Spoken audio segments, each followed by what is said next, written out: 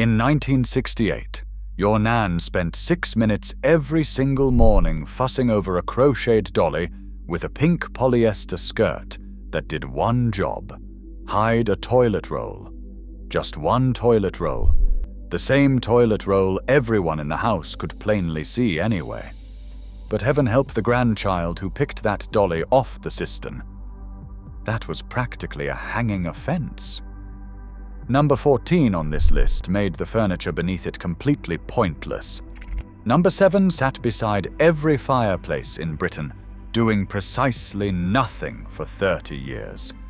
And the item at number 1 occupied an entire room of the house that nobody was allowed to enter, except the vicar on Boxing Day. Hit that subscribe button before we start, because half of you watching will be phoning your Nan after this. Let's count down the 20 funny British home items that made absolutely no sense. Number 20. Antimacassars. Those little lace strips draped over the back and arms of every armchair in Britain. They were originally invented in the Victorian era to protect upholstery from macassar oil, the heavily perfumed pomade men used to slick their hair down. By 1970, not a single man under 70 had touched macassar oil in decades. But the antimacassars stayed. Your Nan had at least 6 of them per chair, all hand-crocheted by a sister, an aunt, or some vague relative in Bolton. They slid off constantly. The slightest movement, and they would be on the floor. Nan would tut, lean over, and readjust them with the patience of a nun arranging an altar. Sit down too quickly and crumple one, and you would get the look. The disappointed look. The "I made that for your great-aunt's wedding" look. The chair underneath was upholstered in fabric tough enough to outlast a nuclear blast. It needed protecting from absolutely nothing. But the antimacassars stayed, daily, forever. Even when the chair was thrown out, the antimacassars went into a drawer, ready for the next chair that was never coming. Number 19. Net curtains. Net curtains. Every front window in Britain wore them like a second skin from 1950 to roughly the day Diana married Charles. Yellowing nylon panels hung between you and the world, supposedly for privacy. Yet your Nan still twitched them 80 times a day to see who was walking past. The whole point of net curtains was apparently defeated by the existence of net curtains. Doing the nets was a quarterly ritual treated with the seriousness of a religious cleansing. Down they came into a bucket of glow white or a sachet of Dylan, soaked overnight, then re-hung damp so they hung straight. A pack of net curtain wire from Woolworths cost about 1 6 in 1965, and the wire itself was rustier than a sunken trawler within a week. Nan judged other women by the whiteness of their nets.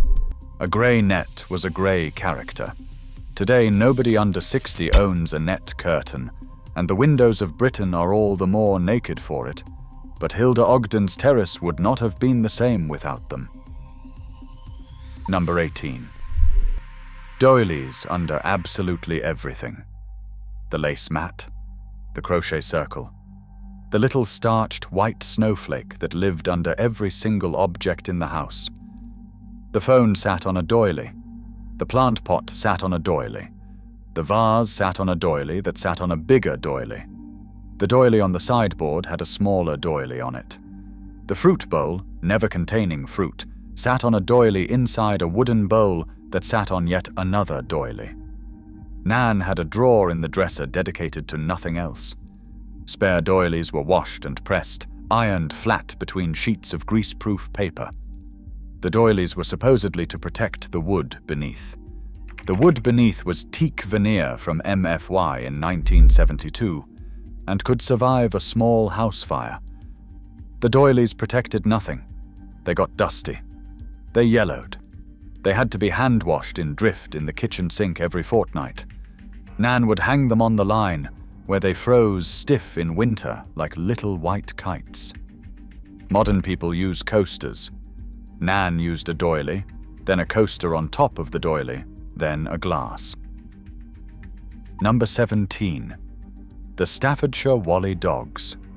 Two ceramic spaniels, identical, facing each other, sitting on either end of the mantelpiece, staring out into the room with their dead glazed eyes.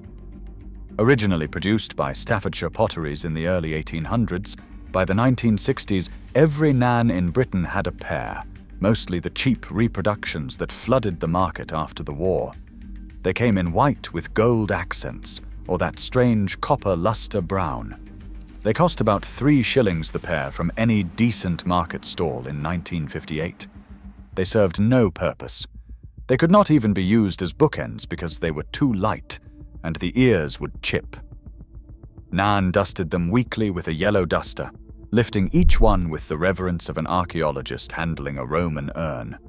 If you knocked one over, you would never hear the end of it. Real Staffordshire dogs from the 1840s now go for £200 at auction, but Nan never knew which were real and which were car boot.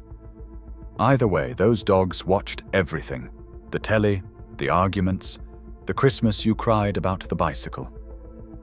They saw it all. Number 16. The 3 flying ducks on the wall. A plaster duck, then a slightly bigger plaster duck behind it, then an even bigger one behind that. 3 ducks ascending diagonally up the lounge wall, as if migrating north through the wallpaper. Beswick made the originals from 1938 onwards, and by 1965, every post-war council estate had at least one set. Hilda Ogden put them on the cover of 1,000,000 magazines when Coronation Street made them iconic. Nan paid maybe 7 shillings and 6pence for hers in 1962. They had nothing to do with the color scheme. They had nothing to do with the rest of the house. There were no other birds anywhere in the decor. Just 3 ducks, flying, forever. Children grew up assuming all walls had ducks on them. Wallpapering around the ducks was an annual horror, requiring trigonometry and a steady hand. The ducks left greasy outlines on the wallpaper after a decade. When Nan eventually moved to a bungalow, the ducks went up in the new lounge within 48 hours. They had to. The wall was naked without them. Number 15. Horse brasses on a leather strap. A long strip of brown leather hung across the fireplace surround, studded with polished brass medallions in the shapes of suns, hearts, lucky horseshoes, and unidentifiable symbols. The horse brasses were originally amulets fastened to working horse harnesses to ward off the evil eye and reflect sunlight. Nan did not own a horse. Her parents had not owned a horse. Her grandparents, who lived in a 2-up, 2-down in Salford, had not owned a horse. Nobody in the family had been within 10 feet of a horse since the Boer War, but there those brasses were, dangling from leather above the gas fire, gleaming like the eyes of a dog in headlights. Polishing them was a Saturday job. A tin of brasso cost about 2 shillings, and the smell never quite left the kitchen. Each medallion got rubbed with a yellow duster until your fingers turned black. Some had embossed dates, 1887 and 1902, the dates of horses Nan had still never met. The whole arrangement said something deep about Britain. Nostalgia for a rural life nobody in the family had ever actually lived. Number 14. The mangle. Out in the backyard, between the coal bunker and the outdoor toilet, stood the cast-iron mangle. 2 heavy wooden rollers turned by a hand crank, designed to squeeze water out of wet washing. By 1965, every household had a twin tub, or at least a hot point with a built-in spinner, but Nan kept the mangle. She used it daily, weather permitting, even in light drizzle. She fed sheets through it with the focus of a watchmaker. The rollers cracked and warped over the years. The handle squeaked like a dying gull. Children were forbidden from going near it. Several generations of British kids learned about industrial accidents from the cautionary tale of Cousin Brenda, who got her cardigan sleeve caught in the mangle in 1959 and had to have her arm in a sling for a fortnight. The mangle squeezed out maybe 30% of the water that the indoor spin dryer would have removed in 2 minutes. But Nan trusted the mangle. Electricity was new. Electricity had opinions. The mangle had been there since before she got married. The mangle was loyal. Number 13. The tea cozy. A knitted woolly hat for the teapot. The teapot was ceramic, and ceramic is one of the most insulating materials known to mankind. Tea, once brewed, was drunk within 5 minutes by everyone in the house anyway. The thermal physics of the situation simply did not require a hat. But every Nan had one, and most had 3. Hand-knitted in fair isle patterns by Auntie Vera, or shaped like a thatched cottage with little knitted windows, or in particularly disturbing households, shaped like a chicken with a knitted comb on top. The Brown Betty teapot underneath cost about $1.09 in 1960. The tea cozy took 6 weeks to knit and used 1/4 pound of double-knit wool that cost more than the teapot itself. When the tea was poured, the cozy had to be lifted off carefully and replaced afterwards, even if the next pour was 30 seconds later. The cozy got tea stained.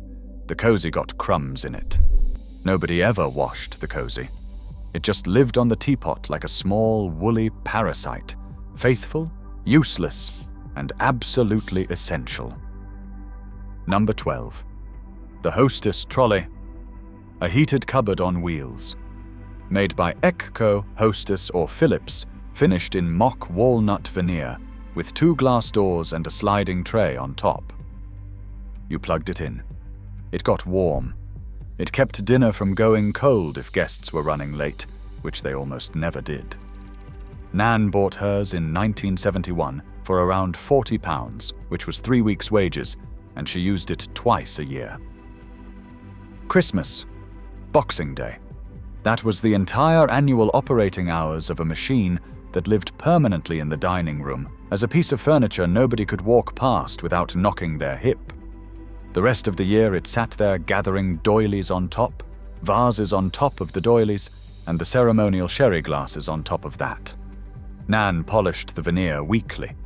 She tested the heat in October to make sure it still worked for Christmas.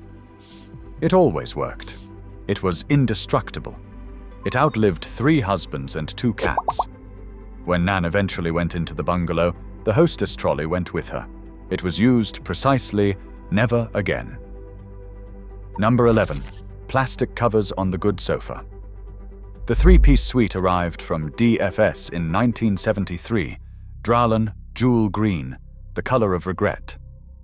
Within 48 hours, Nan had covered it in clear plastic sheeting bought from the market for £2.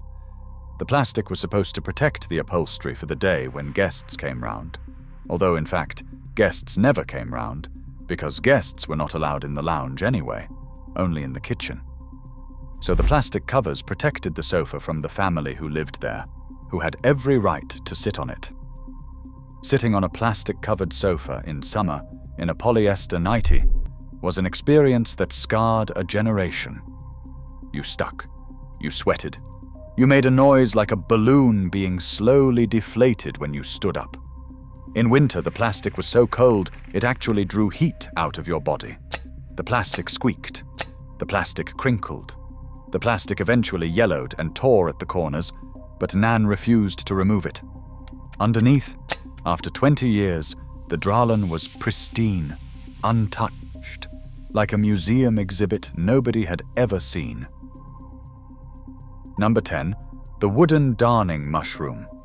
A small wooden tool shaped like a mushroom, used to stretch the heel of a sock so Nan could darn the hole at the back with a needle and thread. By 1985, a packet of 3 pairs of socks at Marks and Spencer cost about £1. Darning a single sock took 20 minutes of focused work and required a length of darning yarn matched to the original color. There was no economic case for darning socks. None. The maths simply did not work. But Nan darned socks. She kept her darning mushroom in a quality street tin, along with broken needles, a tape measure that was 30 years old, and a small pile of bone buttons salvaged from cardigans long since deceased. She darned in the evening in front of the telly during Coronation Street, the wooden mushroom held in her left palm, the sock stretched over it, the needle moving with the rhythm of someone who had done it 10,000 times. The hole closed up. The sock survived. The waste was averted. The principle somehow mattered more than the pound. Number 9.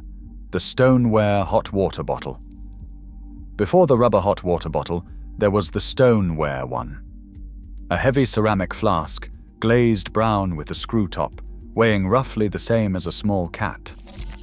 You filled it with boiling water at bedtime, wrapped it in an old jumper, and shoved it down the bottom of the bed. By the 1960s, rubber hot water bottles had been around for 50 years and cost about 3 shillings from Boots. They were lighter, softer, and infinitely safer.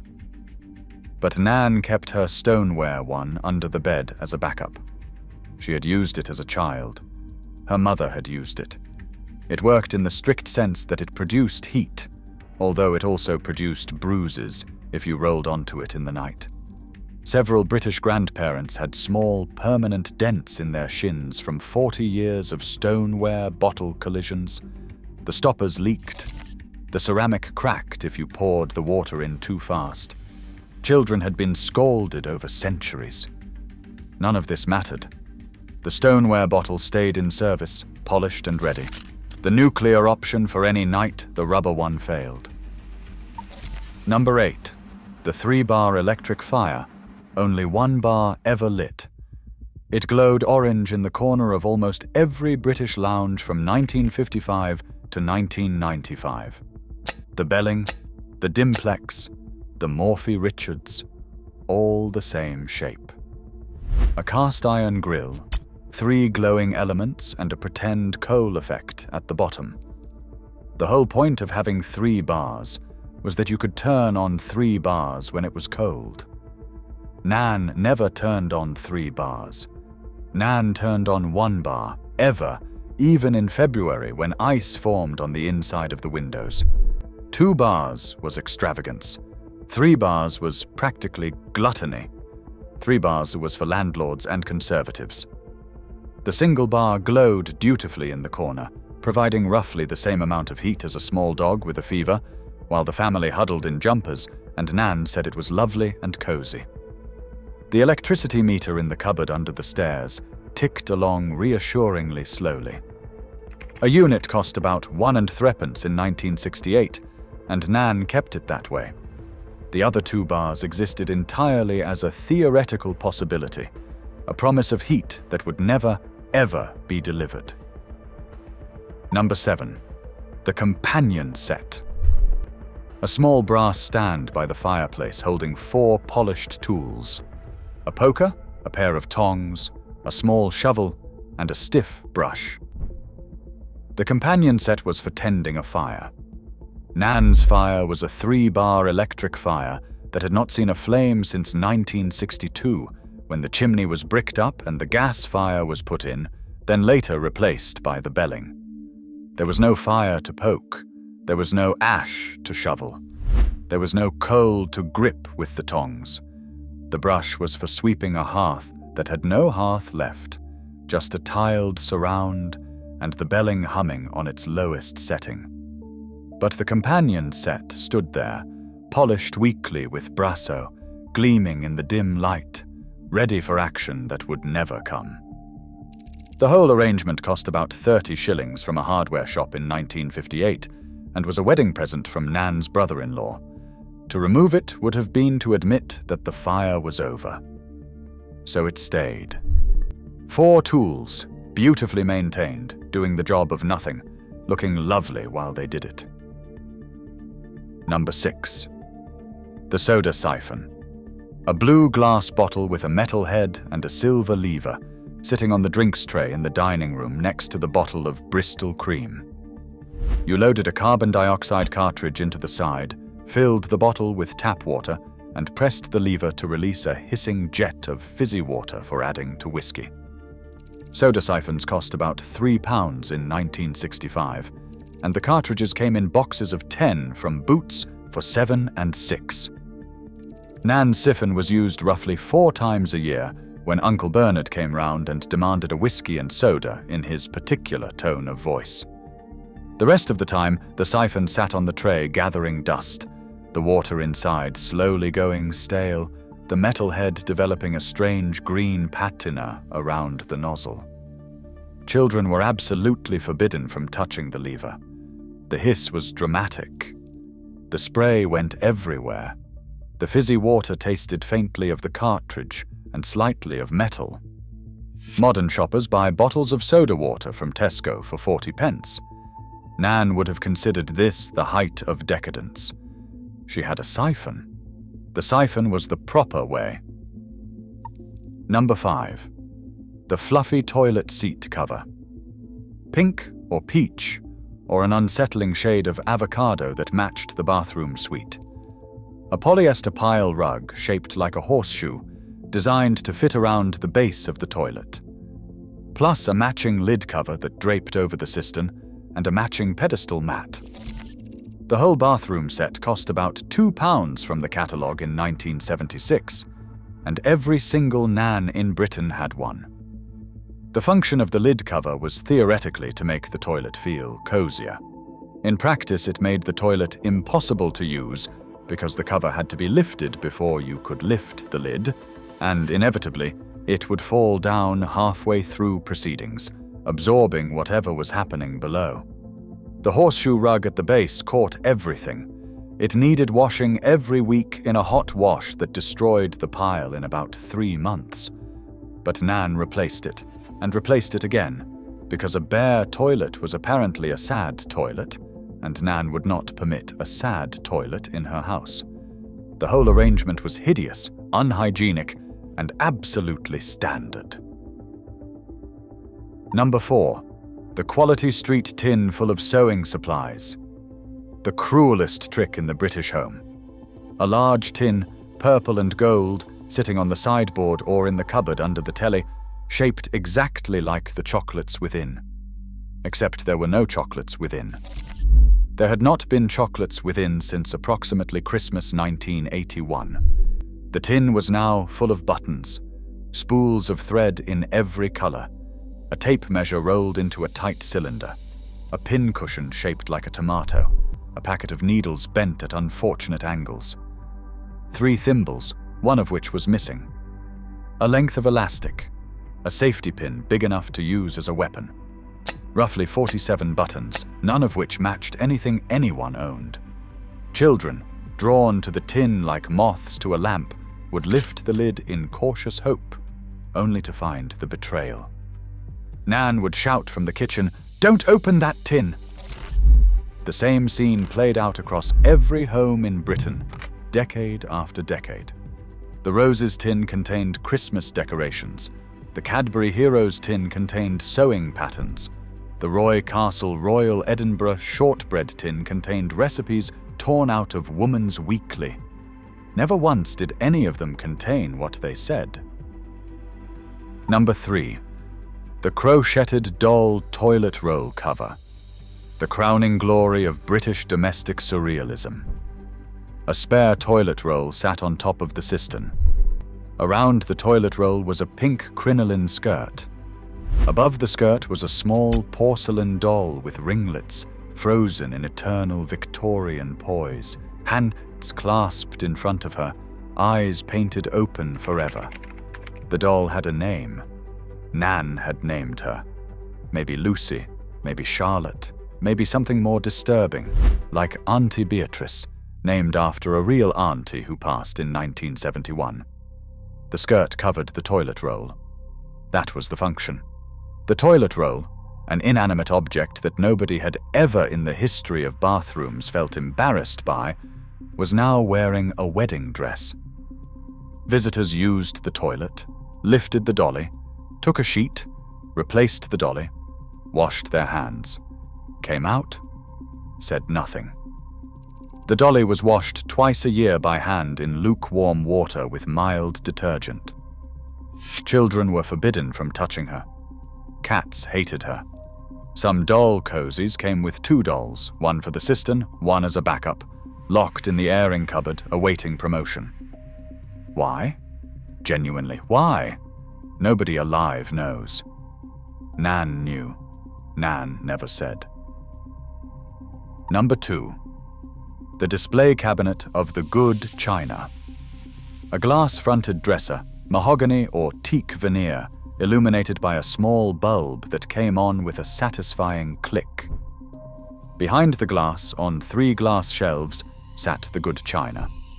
The Royal Doulton dinner service, 12 place settings, delivered in 1964 as a wedding present and worth about £60 at the time. The Wedgwood blue and white tea set, the cut crystal sherry glasses, the decanter with no stopper, because the stopper was broken in 1978 and was never replaced. The good china was for special occasions. Special occasions never came. Christmas was eaten off the everyday plates because the good china was too special to risk. Birthdays were eaten off the everyday plates for the same reason. The Queen's Silver Jubilee, the wedding of Charles and Diana, the moon landing, all eaten off everyday plates. The good china sat behind glass, dusted twice a year, used precisely never, while Nan ate her Sunday roast off a chipped Pyrex from 1959. When Nan eventually died, the good china was carefully wrapped in newspaper by the grandchildren, taken to a charity shop, and sold for £6 for the lot. Number 1. The front parlour. An entire room of the house. A whole room.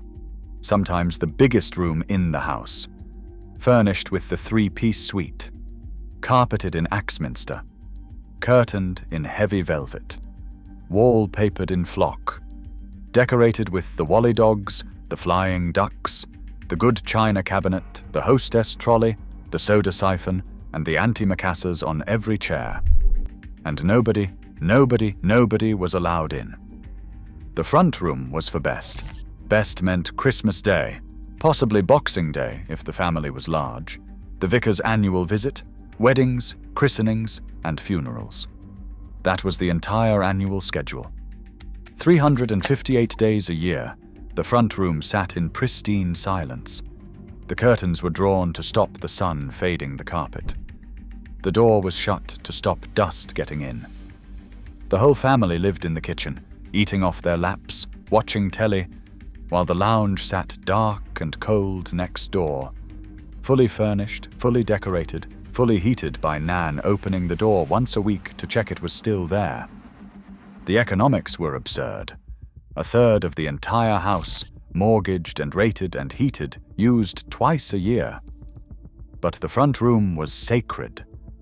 The front room was who you were. The front room said you had made it. And Nan had made it. So the front room stayed locked. Pristine. Perfect. Permanent. A temple to a respectability that nobody outside the family ever visited, and nobody inside it was ever quite allowed to enter. So that is the countdown.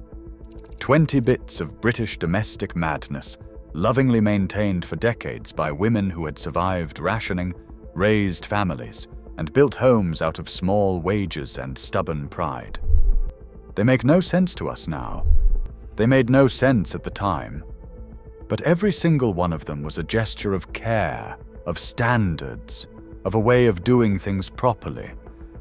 Tell me in the comments which one your Nan had. The doll on the loo roll, the ducks on the wall, the plastic on the sofa that stuck to your legs every single summer. I want to know which of these you spotted in your own family, and which one you secretly miss now that it is gone.